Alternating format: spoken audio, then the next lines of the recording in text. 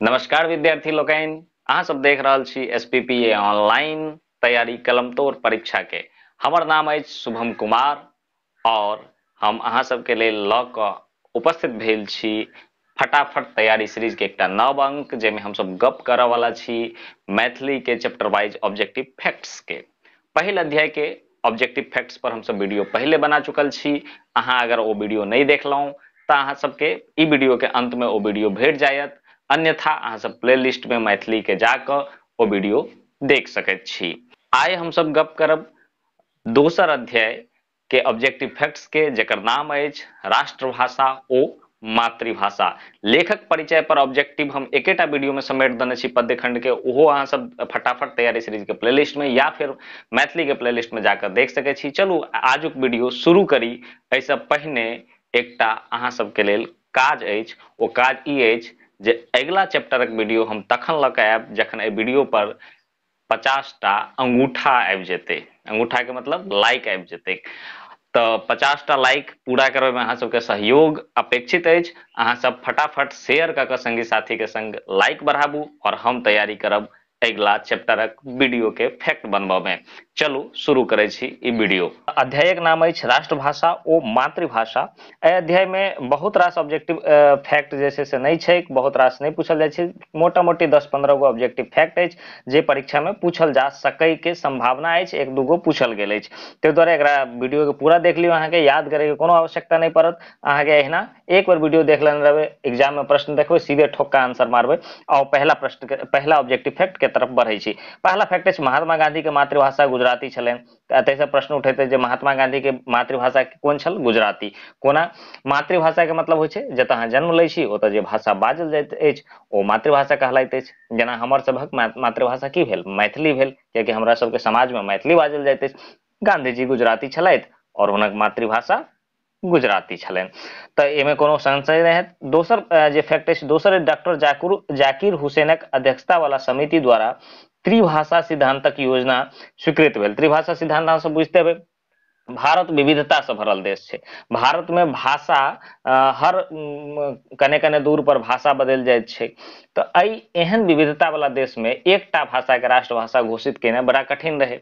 ठीक छै, तऽ ओहिके लेल एकटा जखन सरकार जे कोनो काम काज करै छै तऽ देखबै जे अहाँ एगो कमिटी बना दै छै, एगो टीम बना दै छै और ओकरा कहै छै जे अहाँ एहि बात पर एहि पर रिसर्च करू जे एकर की सॉल्यूशन हेतै, की उपाय हेतै एकर, और ओहि पर विचार विमर्श कऽ कऽ ओ टीम रिपोर्ट बना कऽ सरकार के दै छै आ बाद में सरकार ओहि पर काम करै छै जे ओ सलाह दै छै टीम। आ टीम जखने छै तऽ ओकर लीडरो हेतै एगो। तऽ ओएह क्रम में डॉक्टर जाकिर हुसैन के अध्यक्ष बना कऽ एगो टीम गठन कयल गेलै और वह टीम एगो कॉन्सेप्ट लेलकै जे जखन विविधता एते छै तऽ कोन भाषा के बनायल जाय। तऽ ओ कहलकै, ओ टीम कहलकै जे त्रिभाषा सिद्धांत हेबाक चाही, 3 गो भाषा हेबाक चाही। एगो भाषा जे विदेशी भाषा होय, मतलब एगो आदमी के 3 गो भाषा रहे के चाही। एगो मातृभाषा जे अपन मातृभाषा छै, आ एगो हिंदी छै जकरा राष्ट्रीय मतलब स्तर पर पूरा देश में सूचना के आदान प्रदान करे के लेल हिंदी के राखल जाय, विदेश से सूचना के आदान प्रदान करे के लेल अंग्रेजी के राखल जाय, या एगो इंटरनेशनल भाषा के राखल जाय। अपन कल्चर के, अपन स्थानीय स्तर पर भाषा के आदान प्रदान, संवाद के आदान प्रदान करे ला मातृभाषा रखल जाय। तऽ त्रिभाषा सिद्धांत एतऽ से प्रश्न पूछल जा सकैत अछि। त्रिभाषा सिद्धांत जे छै किनकर अध्यक्षता में जे छै से स्वीकृत भेल छल? तऽ डॉक्टर जाकिर हुसैन के अध्यक्षता में स्वीकृत भेल छल। तेसर देखै छी त्रिभाषा सिद्धांत योजना के दोसर नाम वर्धा योजना अछि। बहुत ही महत्वपूर्ण अछि ई फैक्ट। पूछल जाइत अछि त्रिभाषा योजना के दोसर नाम छल तऽ वर्धा योजना छल। अगिला प्रश्न अछि भारत 1947 में स्वतंत्र भेल। ई तऽ हमरा सबके सबके बुझल अछि। एहिसँ अगिला प्रश्न अछि, ओहिसँ अगिला फैक्ट अछि जे संविधान में लिखल गेल जे 1965 ईस्वी से एकमात्र हिंदीए समस्त भारतीय संघक राष्ट्रभाषा भऽ जायत। ई लिख देल गेल, लेकिन बाद में संभव नहीं भेलै। एखन हिंदी एकमात्र राष्ट्रभाषा, राजभाषा जरूर छै, राष्ट्रभाषा नहीं छै। ठीक छै, ताहि दुआरे लिखल गेल जे 1965 ईस्वी में। तऽ अहाँ सबके पूछल जा सकैत अछि जे संविधान में कोन ईस्वी लिखल गेल, जे कोन ईस्वी से हिंदी के राष्ट्रभाषा घोषित क देल जात। तो उ ऑप्शन हो जाता है कि 1965 ईस्वी से ई घोषणा क देल गेलै जे 1965 ईस्वी से हिंदी के राष्ट्रभाषा के दर्जा मिल जेतै। आगू बढ़े छी, आगू छै महात्मा गांधी के अनुसार कोन भाषा द्वारा अपन विचारक प्रसार अधिक लोक तक कैल जा सकैत अछि। ई प्रश्न पूछल जा सकैत अछि। तऽ महात्मा गांधी के लगलनि जे जखन ओ देश में पूरा देश में घुमलनि स्वतंत्रता आंदोलन के दरमियान, तो हुनका ई बुझ पड़लनि जे हिंदीये टा एकमात्र एहन भाषा छै जैसे हम मतलब देश में तऽ कोनो भाषा एहन नहीं रहे जैसे एगो भाषा से अहाँ पूरा देश में अखनो नहीं छै। अखनो अहाँ दक्षिण भारत के तरफ जायब तऽ हिंदी लोग नहीं बुझैत छै, या अहाँ चलि जाउ की कहै छै अरुणाचल प्रदेश, असम, तऽ ओतऽ अलग भाषा छै, मिथिला में अलग भाषा छै। अब बिहारे में देख लियो भोजपुर क्षेत्र में भोजपुरी छै, अलग अलग जगह पर अलग अलग भाषा छै।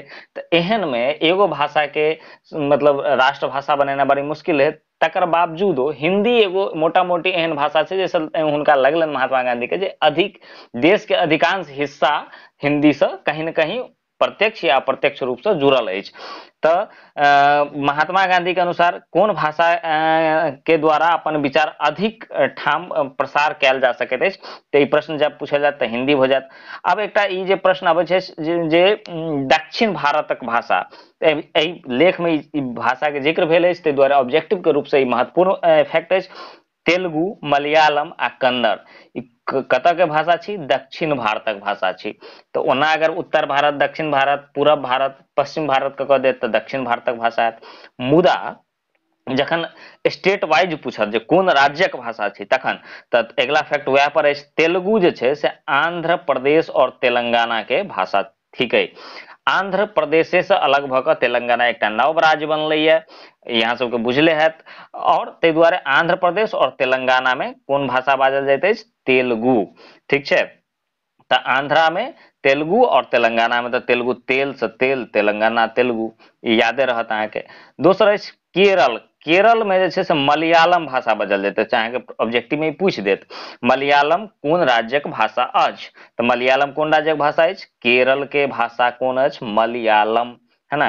केरल के मल, मल रल, ठीक छै। तऽ एना कऽ अहाँ याद कऽ सकै छी। तेसर अछि कन्नड़। कन्नड़ और कर्नाटक ई तऽ दुनू मैच करै छै, ताहि दुआरे कन्नड़ कतऽ के भाषा छै? कर्नाटक राज्य के भाषा छै। और एकर अलावा मराठी, गुजराती, बंगला, मैथिली, हिंदी आदि उत्तर भारतक भाषा छै। तऽ दक्षिण भारतक भाषा कोन कोन छै? तेलुगु, मलयालम, कन्नड़, ठीक छै। और मराठी, गुजराती ई सब उत्तर भारत, भारत के अगर दू भाग में बंटबै भारत के नक्शा के, तो उत्तर भारत में ई मराठी मतलब महाराष्ट्र में बाजल जाइत अछि, गुजराती गुजरात में, बंगला बंगाल में, मैथिली तऽ मिथिला में बाजल जाइत अछि यानी बिहार में, और के एगो हिस्सा में, और हिंदी तो लगभग उत्तर प्रदेश, बिहार एहि समय बाजल जाइत अछि। तऽ ई सब उत्तर भारत के भाषा थिक, और दक्षिण भारत के भाषा छी तेलुगु, मलयालम, कन्नड़ आदि। तऽ अहाँ सब एहिमे एकदम दक्षिण भारत लिख दे जे निम्न में से कोन दक्षिण भारतक भाषा नहीं छी, नहीं अछि, और ओहिमे देत तेलुगु, मलयालम, कन्नड़ और मराठी। तऽ मराठी आंसर हैत, कियाकि मराठी तो उत्तर भारतक भाषा छै, ताहि दुआरे एहिमे कन्फ्यूज नहीं हेबाक छै, प्रश्न में फंसबाक नहीं छै। और ताहि दुआरे ई फैक्ट लऽ कऽ हम आयल छी। हमरा आशा अछि जे अहाँ सबके ई फैक्ट बहुत मददगार साबित होयत, परीक्षा में एकदम अहाँ सब एकदम गर्दा छोड़ा देबै ऑब्जेक्टिव प्रश्न के। तऽ समय आबि गेल छै जे हम एहि वीडियो से विदा ली, लेकिन अहाँ सब वीडियो के शेयर करू अधिक से अधिक संगी साथी के संग, और 50टा लाइक के जे टारगेट अछि ओकरा पूरा करू जल्दी। हम तब तक तैयार होइ छी अगला चैप्टर के वीडियो के लऽ कऽ। नमस्कार।